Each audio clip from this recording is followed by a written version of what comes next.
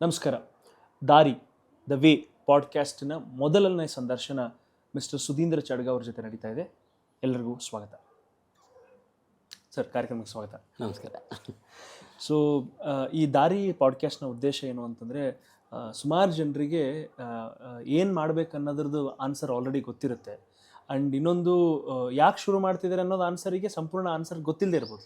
ಆದರೆ ಎಲ್ಲರ ಹತ್ರನೂ ಡಿಫ್ರೆನ್ಸ್ ಇರುವಂಥದ್ದು ಒಂದೇನು ವಿಷಯ ಅಂತಂದರೆ ದ ವೇ. ಅವ್ರು ಮಾಡಿರೋ ಕೆಲಸ ಸುಮಾರು ಇರ್ಬೋದು, ಆದರೆ ಅವ್ರು ಮಾಡಿರೋ ರೀತಿ ತುಂಬ ಅನ್ನೋ ವಿಷಯವಾಗಿರುತ್ತೆ. ಆ್ಯಂಡ್ ಪ್ರತಿಯೊಬ್ಬರಲ್ಲೂ ಒಂದು ಕತೆ ಇದೆ, ಅವ್ರು ಮಾಡಿರೋ ರೀತಿಯಲ್ಲಿ ಕತೆ ಇದೆ. ಎಷ್ಟೋ ಜನ ಹೋಟೆಲ್ ಕಟ್ಟಿರ್ಬೋದು, ಆದರೆ ಒಂದು ಹೋಟೆಲ್ ಏನೋ ತುಂಬ ಚೆನ್ನಾಗಿ ನಡೀತಿದ್ರೆ ಮೇ ಬಿ ಅವ್ರು ಮಾಡಿರೋಂಥ ದಾರಿ ತುಂಬ ಚೆನ್ನಾಗಿರ್ಬೋದು. ಸೊ ಅದೇ ನಮ್ಮ ಈ ದಾರಿಯ ಉದ್ದೇಶ ಏನಪ್ಪ ಅಂದರೆ, ನಿಮ್ಮ ಅನ್ನೋ ಜರ್ನಿ ಎಷ್ಟೋ ಜನ ವಿದ್ಯಾರ್ಥಿಗಳಿಗೆ, ಸ್ಟೂಡೆಂಟ್ಸ್ಗಳಿಗೆ ಓಕೆ ನಾನು ಈ ಥರ ಮಾಡಬಹುದು, ನನಗೂ ಈ ಥರ ಸ್ಫೂರ್ತಿದಾಯಕ ಆಗಬಹುದು ಅನ್ನೋದು ಉದ್ದೇಶಕ್ಕೆ ಈ ಕಾರ್ಯಕ್ರಮ ಶುರು ಮಾಡಿರೋದು. Thank you first of all ಒಪ್ಕೊಂಡಿದ್ದಕ್ಕೆ. ಸೊ ಮೊದಲನೇ ಪ್ರಶ್ನೆ, ಉಡುಪಿ ಟು ಬೆಂಗಳೂರು ಜರ್ನಿ ಹೆಂಗೆ ಶುರುವಾಯಿತು ಅಂತ, ಹೆಂಗೆ ಉಡುಪಿಯಿಂದ ಬೆಂಗಳೂರಿಗೆ ಹೆಂಗೆ ಯಾವ ರೀತಿ ಬಂದಿದ್ದು ಅಂತ. ಮೊದಲನೇದಾಗಿ ಧನ್ಯವಾದಗಳು. ಈ ಥರ ಮೊದಲನೇ ಬಾರಿಗೆ ಯಾರೋ ನನ್ನ ಹತ್ರ ಕೇಳ್ತಾ ಇದ್ದಾರೆ, ಹೆಂಗಿತ್ತು ಬಾಳಿನ ಪಯಣ ಉಡುಪಿಯಿಂದ ಬೆಂಗಳೂರಿಗೆ ಬಂದಿರೋವಂಥದ್ದು. ನಾನು ಊರು ಬಂದ್ಬಿಟ್ಟು ಪಾಂಡೇಶ್ವರ ಅಂತ, ಉಡುಪಿ ಹತ್ತಿರ ಬರುತ್ತೆ ಗ್ರಾಮ. ನನ್ನ ಫುಲ್ ಹೆಸರು ಪಾಂಡೇಶ್ವರ ಸುಧೀಂದ್ರ ಚಡಗ ಅಂತ. ಅದೇ ಕಾರಣಕ್ಕಾಗಿ ಉಡುಪಿಲೇ ವಿದ್ಯಾಭ್ಯಾಸ ಎಲ್ಲ ಆಗಿರೋದು. ಅದರ ನಂತರ ಬೆಂಗಳೂರಲ್ಲಿ 2000 ಇಸ್ವಿ, ಆವಾಗ IT ಬೂಮ್ ಇತ್ತು. ಎಲ್ಲ ಯಾರ್ಯಾರು IT ಕೋರ್ಸ್ಗಳು ಮಾಡ್ಕೊಂಡಿದ್ರೆ ಎಲ್ಲ ಸಂಬಳ ಸಿಗುತ್ತೆ, 10,000 15,000 ಅಂತ ಇದ್ರು. ಅದೇ ಆಸೆಗೆ ಈ ಬೆಳಕಿನ ಹಿಂದೆ ಹೋಗುವಂಥ ದುಂಬಿ ಅಂತ ಅಥವಾ ಕೀಟದಂತೆ ಓಡಿ ಬಂದಿರೋದು ಬೆಂಗಳೂರಿಗೆ. ಹಾಗಾಗಿ ಯಾವುದು ಪ್ಲ್ಯಾಂಡ್ ಆಗಿ ಆಗಿದ್ದಲ್ಲ, ಅಂದರೆ ಆ ಸಮಯದ ಒಂದು ಅವಶ್ಯಕತೆ ಇದ್ದಿದ್ದರಿಂದಾಗಿ ಆ ಥರ ಬರಬೇಕಾಯ್ತು ಉಡುಪಿಯಿಂದ ಬೆಂಗಳೂರಿಗೆ. ಬೆಂಗಳೂರಲ್ಲಿ ಆಯಿತು 20 ವರ್ಷ ಬೆಂಗಳೂರಲ್ಲೇ ದುಡ್ದಿದ್ದಾಯಿತು. ಆಮೇಲೆ ಅಲ್ಲಿಂದ ಮೈಸೂರಿಗೆ ಪಯಣ, ಮೈಸೂರಿನಿಂದ ಇವಾಗ ಕೆಲಸ ಮಾಡಿ. ಸೊ ಊರಿಂದ ಡೈರೆಕ್ಟಾಗಿ ಬೆಂಗಳೂರು ಹೋಗಿದ್ದ, ಅಥವಾ ಮಧ್ಯದಲ್ಲಿ ಮೈಸೂರು ಅಥವಾ ಬೇರೆ ಬೇರೆ ಊರುಗಳಲ್ಲಿ ಏನಾದರೂ ಕೆಲಸ ಆಗಿದ್ದು? ಇಲ್ಲ, ನಾನು ಉಡುಪಿಲೇ ಇದ್ದಾಗ ಮಣಿಪಾಲದಲ್ಲಿ ಒಂದು ಸ್ವಲ್ಪ ದಿನ ಕೆಲಸ ಮಾಡಿದ್ದೆ. ಆಮೇಲೆ IT ಕೋರ್ಸ್ಗಳು ಮಾಡಿಕೊಂಡು ಹೋಗಿ ಆಮೇಲೆ ಬೆಂಗಳೂರಿನ ಆಪರ್ಚುನಿಟಿಗೆ ಬಂದಿರೋಂಥದ್ದು. ಓಕೆ. ಸೊ ನಾವು ಈ ಪ್ರಶ್ನೆ ಪ್ರತಿಯೊಬ್ಬರಿಗೂ ಕೇಳಬೇಕು ಅಂತ ಒಂದೊಂದು ಮೇನ್ ಕ್ವಶನ್ ಅಂತ ಅನ್ಕೊಂಡಿದ್ವಿ, ಪ್ರತಿಯೊಬ್ಬರಿಗೂ ಕೇಳಬೇಕು ಅಂತ. ಪ್ರಶ್ನೆ ಏನಪ್ಪ ಅಂತಂದರೆ, ನಿಮ್ಮ ಮೊದಲನೇ ಉದ್ಯೋಗ ಏನಿತ್ತು, ಹೆಂಗೆ ಸಿಕ್ತು, ಮತ್ತು ಅದಕ್ಕೆ ನಿಮ್ಮ ತಯಾರಿ ಏನಿತ್ತು? ಒಳ್ಳೆ ಪ್ರಶ್ನೆ. ನಂದು ಮೊದಲನೇ ಉದ್ಯೋಗ ಆರಂಭ ಆಗಿರೋದು ನಾನು 10 ವಯಸ್ಸಿದ್ದಾಗ.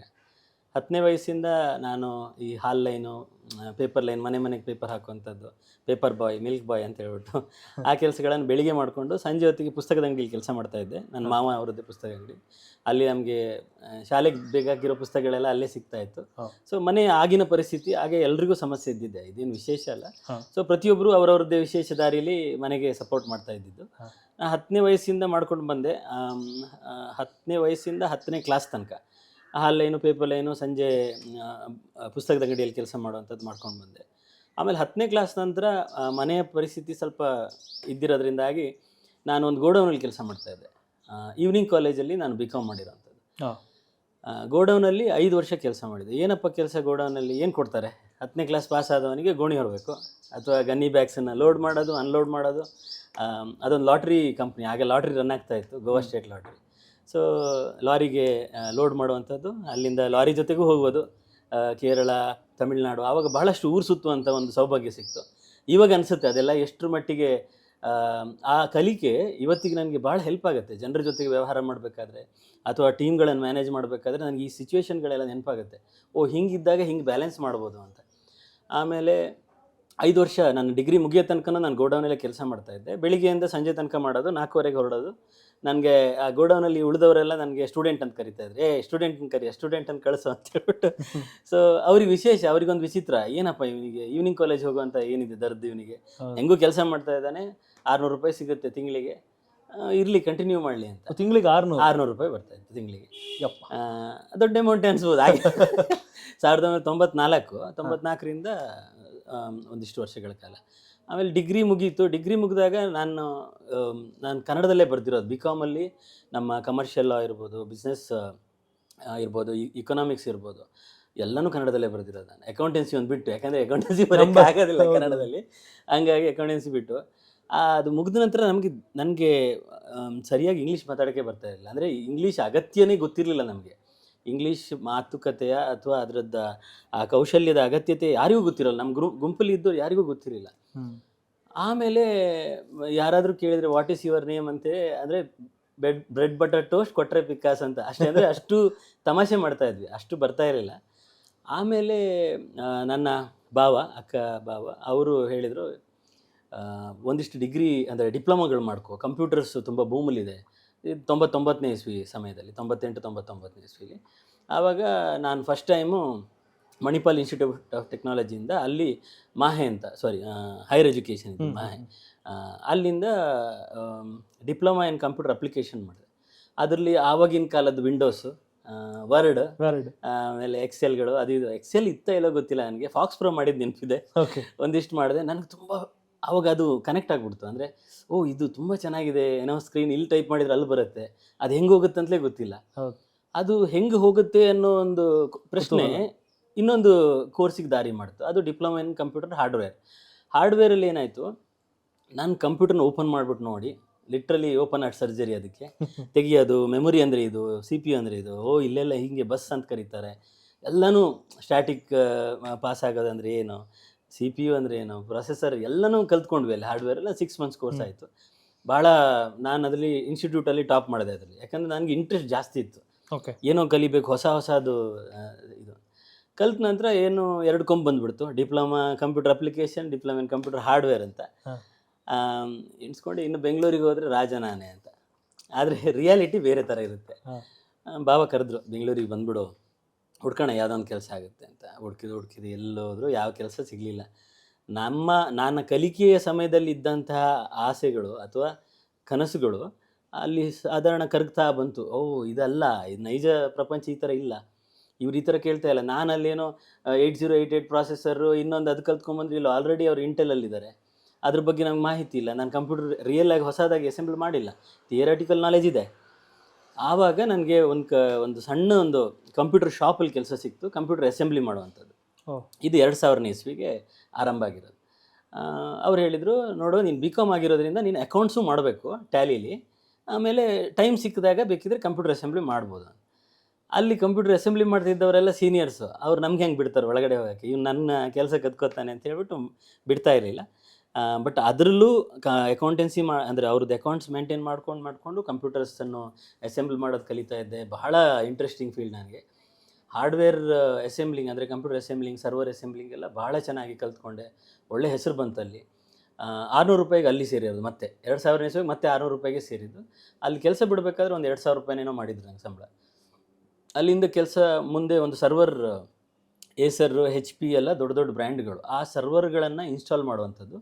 ಆವಾಗ ವಿಂಡೋಸ್ NT ಅಂತಿತ್ತು, ವಿಂಡೋಸ್ NT ಅಥವಾ ಇನ್ನೊಂದು ಲಿನಕ್ಸ್ ಇರ್ಬೋದು. ಆ ಸರ್ವರ್ಗಳನ್ನು ದೊಡ್ಡ ದೊಡ್ಡ ಕಂಪ್ನಿಗಳಲ್ಲಿ ಹೋಗಿ ಅಸೆಂಬ್ಲಿ ಮಾಡಬೇಕಾಗಿಲ್ಲ, ಇನ್ಸ್ಟಾಲ್ ಮಾಡುವಂಥದ್ದು, ಕಾನ್ಫಿಗರ್ ಮಾಡೋದು, ನೆಟ್ವರ್ಕ್ ಕಾನ್ಫಿಗರ್ ಮಾಡೋದು ಅಂಥದ್ದು. ಸೊ ಆ ಕೆಲಸ ಫ್ಯೂಚರ್ ಬಿಸ್ನೆಸ್ ಟೆಕ್ ಅಂತ ಅಲ್ಲೊಂದು ಸೇರಿಕೊಂಡೆ. ಅಲ್ಲಿ ತುಂಬ ಮತ್ತೆ ಜ್ಞಾನ ಇದಾಯಿತು, ಸಂಗ್ರಹ ಆಯಿತು.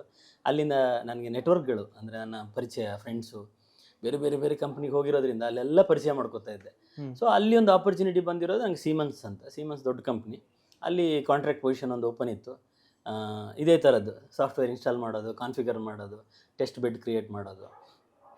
ಆ ಥರ ಜರ್ನಿಯಿಂದ ಮುಂದೆ ಬಂದ್ಕೊಂಡು ವಿಭಿನ್ನ ದಾರಿಗಳು ಓಪನ್ ಆಯಿತು. ಅದನ್ನು ಮುಂದೆ ಮಾತಾಡ್ಕೊಂಡು ಹೋಗೋಣ. ಬಟ್ ಈ ಥರ ನಾವು ಹೆಂಗೆ ಆ ಕಲಿಕೆ ಚಿಕ್ಕದೆಲ್ಲ ಆಯ್ತಲ್ವ, ಟೆಕ್ನಾಲಜಿ ಕಲ್ತಿರೋದು ಹೌದು, ಸ್ಕಿಲ್ ಡೆವಲಪ್ ಆಯಿತು. ಆದರೆ ಒಂದು ಟ್ಯಾಲೆಂಟ್ ಕ್ರಿಯೇಟ್ ಆಗಿರೋದು ಓವರ್ ದ ಪೀರಿಯಡ್. ನಾನು 10ನೇ ವಯಸ್ಸಿಂದ ಬೆಂಗಳೂರಿಗೆ ಬಂದು 3-4 ವರ್ಷದ ತನಕನೂ ನನಗೆ ಆ ನೆಟ್ವರ್ಕ್ ಬಿಲ್ಡಿಂಗು, ಬೀಯಿಂಗ್ ಹಂಬಲ್, ಅಂದರೆ ಹೆಂಗೆ ಪರಿಚಯ ಮಾಡ್ಕೊಳ್ಳೋಂಥದ್ದು ನನಗೆ ಯಾವತ್ತೂ ಮುಜುಗರ ಅಂತ ಅನಿಸ್ತಾ ಇರಲಿಲ್ಲ. ನಾನು ಮಾಡ್ತಾ ಇರೋ ಕೆಲಸದ ಬಗ್ಗೆ ಯಾವತ್ತೂ ಹೆಮ್ಮೆ. ಏನೇ ಇದ್ದರು ನನಗೊಂದು ಟ್ಯಾಗ್ ಕೊಟ್ಬಿಟ್ರು, ಆ ಟ್ಯಾಗ್ ಹಾಕ್ಕೊಂಡು ನಾನು ಅಂದರೆ ಬೆಂಗಳೂರಿಗೆ ಬಂದಿರೋ ಅಷ್ಟೇ 2000ನೇ ಇಸ್ವಿಲಿ ಫಸ್ಟ್ ಟೈಮ್ ಟ್ಯಾಗ್ ನೋಡಿದ್ರೆ ನಾನು ಸಾಫ್ಟ್ವೇರ್ ಡೆವಲಪರ್ ಇವಾಗ ಅಂತ ಆ ಥರ ಇರ್ತಾಯಿತ್ತು. ಸೊ ಯಾವತ್ತೂ ನನ್ನ ಕೀಳರಿಮೆ ಬಂದೇ ಇಲ್ಲ ಯಾವ ಕೆಲಸದ ಬಗ್ಗೆ ಇರಲಿ, ಗೋಡೌನ್ ಇರಲಿ. ಇವತ್ತಿಗೂ ಅಷ್ಟೇ ನಾನು ಮಾಡಿರೋದ್ರ ಬಗ್ಗೆ ಹೆಮ್ಮೆನೇ ನನಗೆ, ಯಾಕಂದರೆ ಅದರಲ್ಲಿ ತುಂಬ ಕಲ್ತ್ಕೊಂಡೆ ನಾನು. ಜನರ ಪರಿಚಯ, ಎಲ್ಲ ಮಟ್ಟದ ಎಲ್ಲ ಸ್ತರದ ಜನರ ಜೊತೆಗೆ ಪರಿಚಯ, ಅದು ಒಳ್ಳೆಯ ಅವಕಾಶ. ಹಾಗೆ ನಡ್ಕೊಂಡು ಬಂತು.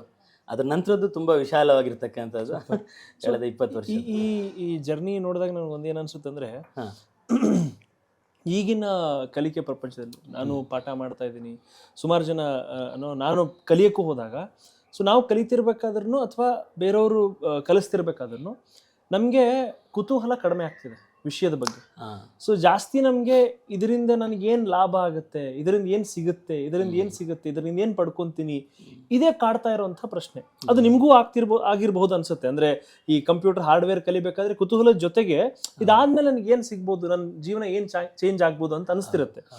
ಸೊ ಆ ಔಟ್ಕಮ್ ಇರಬೇಕು, ಅದ್ರ ಜೊತೆಗೆ ಕುತೂಹಲನೂ ತುಂಬ ಇಂಪಾರ್ಟೆಂಟ್.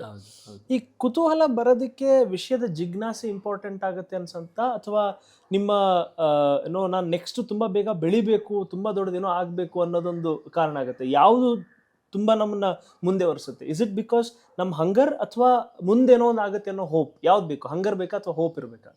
ಇದು ಎರಡೂ ಇರಬೇಕು. ಇದು ಒಂಥರ ಬ್ಯಾಲೆನ್ಸ್. ನಾವು ಇವಾಗ ಏನು ವರ್ಕ್ ಲೈಫ್ ಬ್ಯಾಲೆನ್ಸ್ ಅಂತೀವಲ್ಲ, ಅದೇ ಥರನೇ ನಮ್ಮ ಇಮೋಷನಲ್ ಬ್ಯಾಲೆನ್ಸ್ ಭಾಳ ಭಾಳ ಅಗತ್ಯ.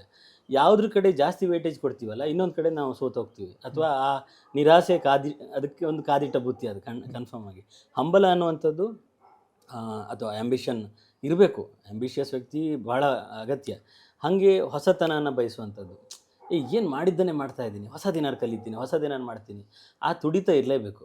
ಬಟ್ ಆ ಹೊಸದು ಮಾಡೋದ್ರಿಂದ ನನಗೆ ಇನ್ನೇನೋ ಬರುತ್ತೆ ಅನ್ನೋ ಆ ರಿಸಲ್ಟು ನಮ್ಮ ಬಗ್ಗೆ ನಮ್ಮ ಗಮನ ಹೋಗ್ಬಿಟ್ರೆ ದಾರಿ ಕಳ್ಕೊಂಡ್ಬಿಡ್ತೀವಿ. ಹೊಸದನ್ನು ಕಲಿಬೇಕಾದ್ರೆ ಕುತೂಹಲದಿಂದ ಕಲಿತಾಗ ರಿಸಲ್ಟ್ ಆಟೋಮೆಟಿಕ್ ಆಗಿ ಬರುತ್ತೆ. ಆದರೆ ಸುಮಾರು ಜನ ಹೇಳೋ ವಿಷಯ ಏನು ಅಂತಂದರೆ, ನೀನು ಮಾಡೋ ಕೆಲಸದ ಮೇಲೆ ಅಷ್ಟೇ ಗಮನ ಕೊಡು, ರಿಸಲ್ಟ್ ಬಗ್ಗೆ ಯೋಚನೆ ಮಾಡಬೇಡ ಅಂತ ಪ್ರೋಗ್ರಾಮ್ ಮಾಡಿದ್ದಾರೆ. ಅದು ಎಷ್ಟರ ಮಟ್ಟಿಗೆ ಈ ಟೆಕ್ ಅಥವಾ ಮಾರ್ಕೆಟಿಂಗ್ ಅಥವಾ ಈ ಕಾರ್ಪೊರೇಟ್ ವರ್ಲ್ಡಿಗೆ ಇದು ಎಷ್ಟು ಮಟ್ಟಿಗೆ ಸರಿ ಆಗುತ್ತೆ? ಅದು ನಿಮ್ಮನ್ನು ನಿರಾಸೆಯಿಂದ ಕಾಪಾಡುತ್ತೆ ಅದಿದ್ರೆ. ಯಾಕೆ ಅಂದರೆ ಬಹಳಷ್ಟು ಜನ, ಇವತ್ತಿಗೂ ಅಷ್ಟೇ ಬಹಳಷ್ಟು ಜನ BE ಮಾಡಬೇಕಾದ್ರೆ, ನಾವು ತುಂಬ ಕಾಲೇಜ್ಗಳಿಗೆ ಹೋಗ್ತೀವಿ, ಮೆಂಟರಿಂಗ್ ಮಾಡ್ತೀವಿ ಅಥವಾ ಇಂಟರ್ವ್ಯೂಸ್ ಎಲ್ಲ ಮಾಡ್ತೀವಿ. ಆವಾಗ ಅವರ ಒಂದು ಇಮ್ಯಾಜಿನೇಷನ್ ಹೆಂಗಿರುತ್ತೆ ಅಂದರೆ, ಟೆಕ್ ಲೈಫ್ ಅಂದರೆ ಈ ಥರ ಹಿಂಗಿರುತ್ತೆ, 40,000 ಬರುತ್ತೆ, 50,000 ಬರುತ್ತೆ, ಈ ಥರ ಇರುತ್ತೆ. ಅವ್ರ ರಿಯಾಲಿಟಿ ಬಗ್ಗೆ ಅರಿವಿರಲ್ಲ. ಯಾವ ಥರ ಇವರು ಎಷ್ಟು ಫೋಕಸ್ ಆಗಿ ಕೆಲಸ ಮಾಡಿದರೆ ಅದು ಸಿಗುತ್ತೆ, ಅಥವಾ ಯಾವ ದಾರಿಯಲ್ಲಿ ಹೋಗಬೇಕು ಅನ್ನೋದು ಅವರಿಗೆ ಮಾಹಿತಿರಲ್ಲ. ಎರಡೇ ವಿಷಯ ಗೊತ್ತಿರುತ್ತೆ: ಸಾಫ್ಟ್ವೇರ್ ಡೆವಲಪ್ಮೆಂಟ್, ಸಾಫ್ಟ್ವೇರ್ ಟೆಸ್ಟಿಂಗ್. ಇದೆರಡೇ ಗೊತ್ತಿರೋದು. ಅಲ್ಲಿರ್ತಕ್ಕಂತಹ ಒಂದು ಪ್ರಪಂಚ ಅಗಾಧ ಅದು. ಅಲ್ಲಿ 1000 ಇನ್ನೊಂದು ಬೇಕಾದ್ರೆ ಅದಕ್ಕೊಂದು ಎಪಿಸೋಡೇ ಮಾಡ್ಬೋದು. ಅಷ್ಟು ವಿಶಾಲವಾಗಿರ್ತಕ್ಕಂಥ ಇದು ಕೆಲಸಗಳ ವರ್ಗಗಳಿದಾವೆ, ಭಾಳ ಭಾಳ ಒಳ್ಳೆ ರೀತಿಲಿ. ಅದು ಬೇಕಿದ್ರೆ ಆಮೇಲೆ ಡೀಟೇಲ್ ಆಗಿ ಮಾತಾಡ್ಕೋಣ ಯಾವ್ದು. ಯಾಕಂದರೆ ಈ ಪಾಡ್ಕಾಸ್ಟ್ ಪರ್ಪಸ್ ನೀವು ಹೇಳ್ದಂಗೆ ಪ್ರತಿಯೊಬ್ಬರಿಗೂ ತಿಳಿಬೇಕು. ಬರೀ ನೀವು ಸಾಫ್ಟ್ವೇರ್ ಡೆವಲಪರ್, ಸಾಫ್ಟ್ವೇರ್ ಟೆಸ್ಟರ್ ಆಗೋದಕ್ಕಾಗಿ BE ಮಾಡಬೇಡಿ, ಆಯಿತಾ? ನೀವು ಕುತೂಹಲನ ಇಟ್ಕೊಂಡು, ಯಾಕಂದರೆ ಡೆವಲಪ್ಮೆಂಟ್ ಆಲ್ಮೋಸ್ಟ್ ಕಡಿಮೆ ಆಗ್ತಾ ಬರ್ತಾ ಇದೆ. ನೀವು ಕೋಡ್ ಡೆವಲಪ್ಮೆಂಟ್ ಏನು ಕಾಲೇಜಲ್ಲಿ C++ ಅದು ಇದೆಲ್ಲ ಕಲಿತೀರ, ಅದು ಯಾರು ಮಾಡಲ್ಲ ಇವಾಗ. ಎಲ್ಲನೂ ಅವೈಲೇಬಲ್ ಇದೆ, ಆಯಿತಾ? ಗೂಗಲ್ ಆಯ ನಮಃ ಅಂತ ಹೇಳ್ಬಿಟ್ಟು ಎಲ್ಲ ಅಲ್ಲೇ ಇದೆ. ಹಂಗಾಗಿ ಯಾರು ಕೋಡಿಂಗ್ ಮಾಡಲ್ಲ. ಅದು ಡಿಸಪಾಯಿಂಟ್ಮೆಂಟ್ ಯಾಕಾಗುತ್ತೆ ಅಂದರೆ, ನೀವು ರಿಸಲ್ಟ್ ಬಗ್ಗೆ ಆಲ್ರೆಡಿ ಹೋಪ್ಸ್ ಇರುತ್ತೆ. ನಾನು IT ಡೆವಲಪರ್ ಆಗ್ತೀನಿ, ನನಗೆ 20 ಲಕ್ಷ ಸಂಬಳ ಬರುತ್ತೆ, ಆಮೇಲೆ ಲೈಫ್ ಸೆಟಲ್ ಅಂತ. ಅದೇನಾಗುತ್ತೆ, ಅಲ್ಲಿ ಬಂದಾಗ ನಿಮ್ಮನ್ನು ಡೆವಲಪ್ಮೆಂಟಿಗೆ ಕೂಡಿಸಲ್ಲ ಅವರು. ಇನ್ನೊಂದು ಏನೋ ಅನಾಲಿಸಿಸ್ ವರ್ಕ್ ಕೊಡಿಸ್ತಾರೆ. ಅವಾಗ ಎಕ್ಸೆಲ್ ಶೀಟ್ ಕೊಡ್ತಾರೆ, ಪವರ್ ಪಾಯಿಂಟ್ ಮಾಡಬೇಕು, ಎಕ್ಸೆಲ್ ಶೀಟ್ ಕೊಡ್ತಾರೆ.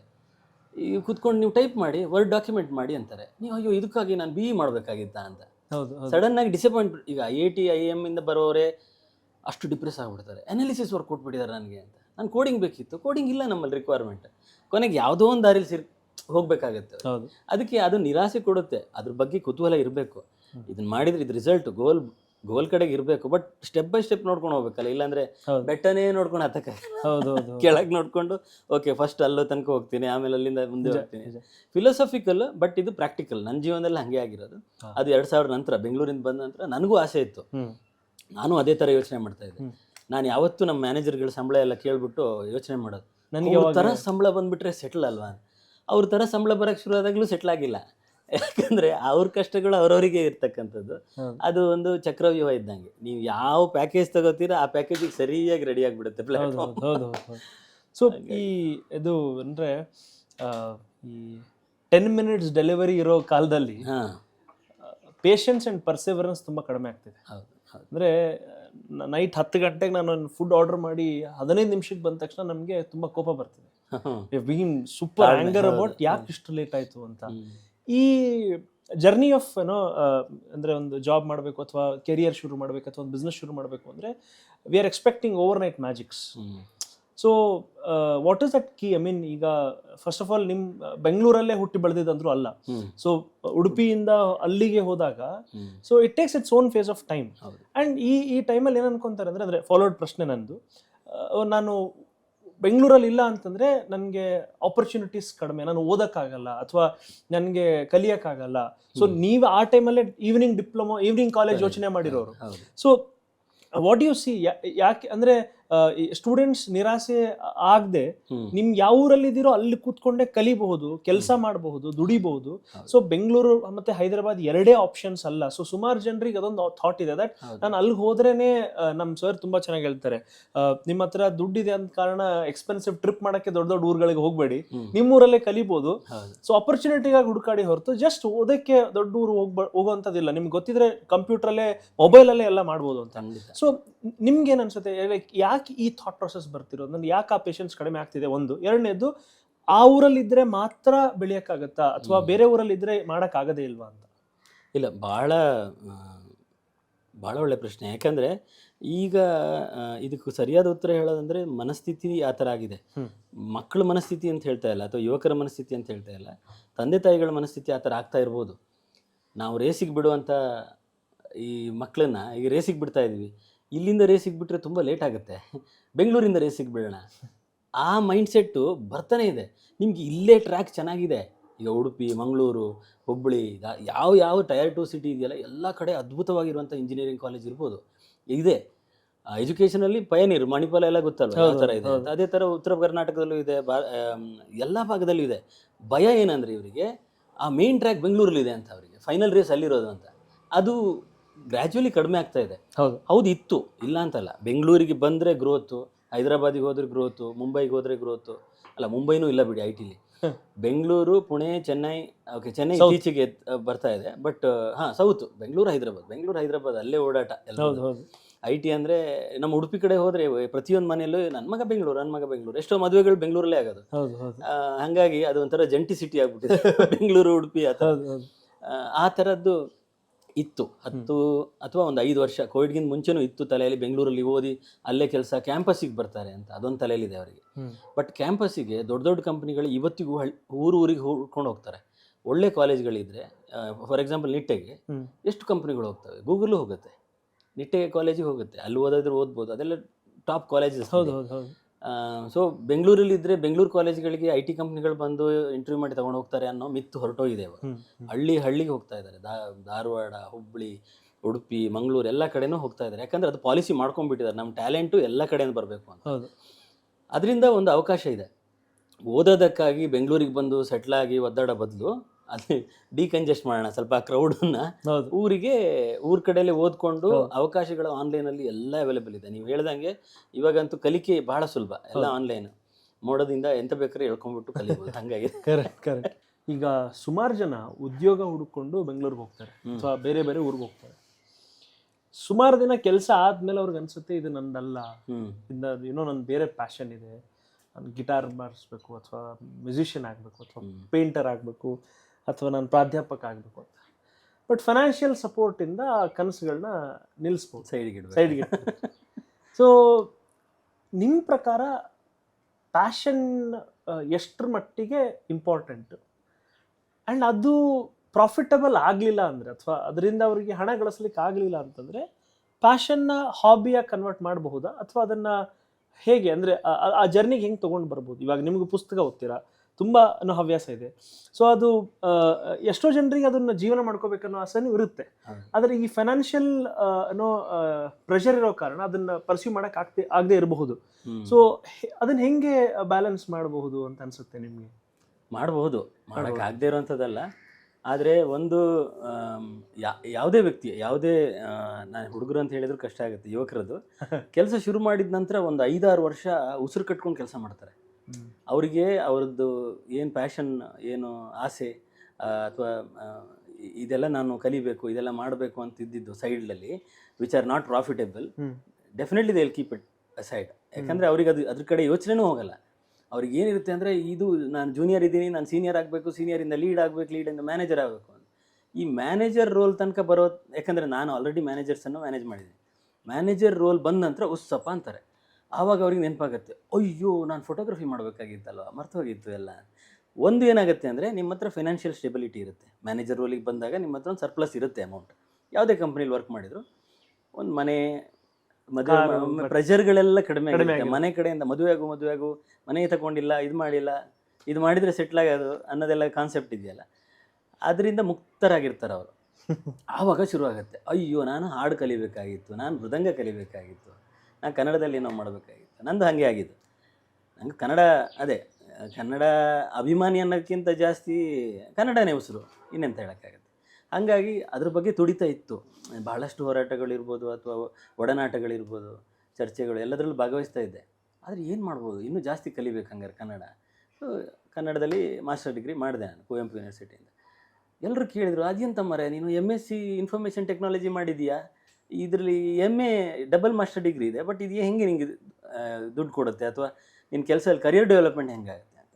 ಇದು ಕರಿಯರ್ ಡೆವಲಪ್ಮೆಂಟಿಗೆ ಅಲ್ಲ, ಇದು ನನ್ನ ತುಡಿತ, ಚಟ. ಸೊ ಕಲಿಬೇಕು ಕನ್ನಡ, ಇನ್ನೂ ಅರಿತ್ಕೋಬೇಕು ಅದರಲ್ಲಿ ಅಂತ. ಅದನ್ನು ಮಾಡಿದಾಗ ಬಹಳ ಒಂದು ಸಂತೃಪ್ತಿ ಕೊಡ್ತವೆ. ಪುಸ್ತಕಗಳನ್ನ ಓದಿದಾಗಲೇ ಇನ್ನೊಂದು ಲೋಕಕ್ಕೆ ಹೋಗ್ಬಿಡ್ತೀವಿ ನಾವು. ಹೌದು. ಹಾಗಾಗಿ ವೃತ್ತಿ ಜೊತೆ ಪ್ರವೃತ್ತಿ ಖಂಡಿತ ಮಾಡ್ಕೋಬೋದು. ಬಹಳ ಒಂದು ಈಗ ತುಂಬ ಜನ ಇದ್ದಾರೆ, ನನ್ನ ಫ್ರೆಂಡ್ಸ್ ಇದ್ದಾರೆ, ಮೃದಂಗ ಕಲಿತಾರೆ, ಕೆಲವರು ವೇದ ಕಲಿತಾ ಇದ್ದಾರೆ, ಸ್ಪಿರಿಚುವಲ್ ವರ್ಲ್ಡ್ ಕಡೆಗೆ ಅಟ್ರ್ಯಾಕ್ಟ್ ಆಗ್ತಾರೆ ತುಂಬ ಜನ. ಆಮೇಲೆ ಫೋಟೋಗ್ರಫಿ ಆಬ್ವಿಯಸ್ಲಿ ನನ್ನ ಬಹಳ ಆತ್ಮೀಯ ಗೆಳೆಯರೊಬ್ಬರು ಪಕ್ಷಿಗಳ ಫೋಟೋಗ್ರಾಫರ್, ಅವ್ರು ಪುಸ್ತಕ ಬರೆದಿದ್ದಾರೆ, ಅವರಿಗೆ ಅವಾರ್ಡ್ ಬಂದಿದೆ ಸಾಹಿತ್ಯ ಪರಿಷತ್.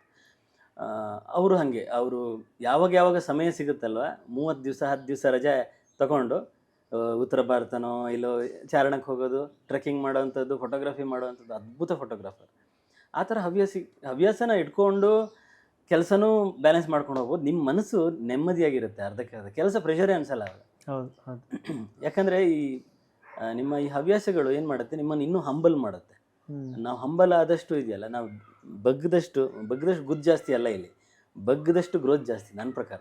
ಯಾಕಂದರೆ ಬೆಟ್ಟ ಹತ್ತಬೇಕು ಅಂದರೆ career, if you think that career is a ladder, nobody says that career is a straight line ಅಲ್ಲ, ಅದು ಹಿಂಗಲ್ಲ. ನೀವು ಮೇಲೆ ಹೋಗಬೇಕು ಅಂದಾಗ ನೀವು ಯಾರು ಸ್ಟ್ರೈಟಾಗಿ ಹೋಗೋಕ್ಕಾಗಲ್ಲ. ನಾನು ಹಿಂಗೆ ಹೋಗ್ತೀನಿ ಅಂದರೆ gravity will not allow you, you have to bend. So ಮೆಟ್ಲು ಹತ್ಕೊಂಡು ಹೋಗಬೇಕಾದ್ರೆ ನಾವು ಬೆಂಡಾಗೆ ಹತ್ಕೊಂಡು ಹೋಗಬೇಕು. ಎಷ್ಟೋ ಕಡೆ ಮಲಗಬೇಕಾಗತ್ತೆ, ತೆವಳಬೇಕಾಗತ್ತೆ. ಸೊ ಎಲ್ಲನೂ ಬಿಡಬೇಕು, ನಾವು ನಮ್ಮ ಈಗೋಗಳನ್ನು ಎಲ್ಲನೂ ಬಿಡಬೇಕು. ಸೊ ಇದು ನಾನು ಟೀಮಿಗೂ ಮೆಂಟರ್ ಮಾಡ್ಬೇಕಾದ್ರೆ ಹೇಳ್ತಾ ಇರ್ತೀನಿ ನಾನು. ಅದು ಹೆಂಗೆ ಬೆಳೆದ್ರೆ ಕಲೆ ಹ್ಯುಮಿಲಿಟಿ ಜಾಸ್ತಿ ಮಾಡುತ್ತೆ. ಖಂಡಿತ. ಯಾಕಂದರೆ ತಾಳ್ಮೆ ಕಲಿಸುತ್ತೆ. ಆ ಮೊದಲ ಒಂದು 6-7 ವರ್ಷ ಇರುತ್ತಲ್ವ, ಈ IT ರೇಸು, ಕೆಲಸದ ರೇಸು.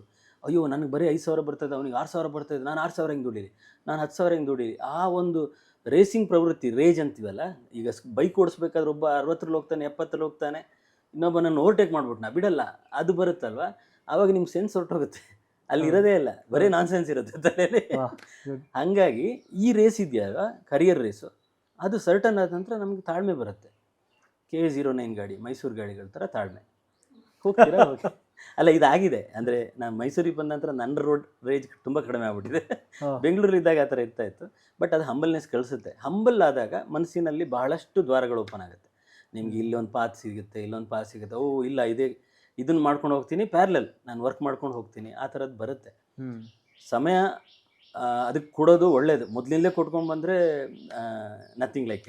ಆದರೆ ಅದು ಬಿಡಲ್ಲ. ಅದೇ ಹೇಳಿದಲ್ಲ, ಚಕ್ರವ್ಯೂಹದಲ್ಲಿ ನೀವು ಯಾವತ್ತೂ ಅಲರ್ಟ್ ಆಗಿರಬೇಕು.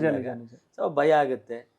ವಾಟ್ ಇಫ್ ಅಂದರೆ ನಮ್ಮಲ್ಲಿ ಪ್ರೋಗ್ರಾಮ್ ವಾಟ್ ಇಫ್ ಸಿನಾರಿಯೋ ಬರುತ್ತಲ್ಲ, ಹಂಗೆ ಎಲ್ಲ ಹಿಂಗಾಗ್ಬಿಟ್ರೆ, ಹಿಂಗಾದರೆ, ರಿಸಿಷನ್ ಆದರೆ, ಇದಾದರೆ ಎಲ್ಲ ಬರುತ್ತೆ. ಸೊ ಈಗ ಪ್ರತಿಯೊಬ್ಬರು ಜಾಬ್ ಹುಡುಕಕ್ಕೆ ಶುರು ಮಾಡಿದಾಗ ದರ್ ಆರ್ 2 ಸ್ಕಿಲ್ಸ್. ಒಂದು ನಿಮ್ಮ ಪ್ರತಿದಿನದ ಆಕ್ಟಿವಿಟಿಗೆ ಬೇಕಾಗಿರುವಂಥ ಸ್ಕಿಲ್ಸ್. ಈಗ ನಾನೊಬ್ಬ ಡಿಸೈನರ್ ಅಂದರೆ ನಂಗೆ ಒಂದು ಫೋಟೋಶಾಪ್ ಮಾಡಬೇಕಾಗಿರೋದು ನನ್ನ ಡೈಲಿ ಆಕ್ಟಿವಿಟಿಯ ಸ್ಕಿಲ್. ಹೌದು. ಬಟ್ ಅದು ಒಂದೇ ಸಾಕಾಗಲ್ಲ. ನನ್ನ ಮೇಲ್ಗಡೆ ಒಬ್ಬ ಮ್ಯಾನೇಜರ್ ಇರ್ತಾರೆ, ನನ್ನ ಪಕ್ಕದಲ್ಲಿ ಒಬ್ಬ ಕೊಲೀಗ್ ಇರ್ತಾರೆ. ಸೊ ನನ್ನ ಕ್ಲೈಂಟ್ ಜೊತೆನೂ ಮಾತಾಡುವಂಥ ಪೊಸಿಷನ್ಗೆ ಹೋದಾಗಲೂ ಇನ್ನೊಬ್ರು ಆ್ಯಡ್ ಆಗ್ತಾರೆ, ಮಲ್ಟಿಪಲ್ ಸ್ಟೇಕ್ ಹೋಲ್ಡರ್ಸ್ ಬರ್ತಾರೆ. ಸೊ ಆ್ಯಂಡ್ ನೀವು ಇವಾಗ ಹಾರ್ಡ್ವೇರ್ ಸಾಫ್ಟ್ವೇರ್ ಇದೆಲ್ಲ ಕಲ್ತು ಹೋದ್ಮೇಲೆ ಮೇ ಬಿ ಸರ್ಟನ್ ಡೇಸ್ ನಿಮ್ಮ ಸ್ಕಿಲ್ ತುಂಬ ಮ್ಯಾಟ್ರ್ ಆಗಿತ್ತು, ಅಂದರೆ ನೀವೇನು ಮಾಡ್ತಿದ್ದೀರಾ ತುಂಬ ಮ್ಯಾಟ್ರ್ ಆಗುತ್ತೆ.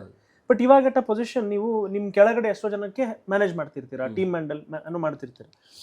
What are those some transferable skills? ಈ ಯಾವುದೇ ಹುದ್ದೆಗೆ ಹೋಗಿ ಈ ಸ್ಕಿಲ್ನ ನಿಮ್ಗೆ ಬೇಕೇ ಬೇಕು, ಈ ಸ್ಕಿಲ್ ಇಲ್ಲ ಅಂದರೆ ತುಂಬ ಕಷ್ಟ ಆಗುತ್ತೆ ಸರ್ವೈವ್ ಆಗೋಕ್ಕೆ ಅನ್ನೋಂಥ ಸ್ಕಿಲ್ಗಳು ಕಲಿಯೋಕ್ಕೆ ಸಂಸ್ಥೆಗಳಿಲ್ಲ.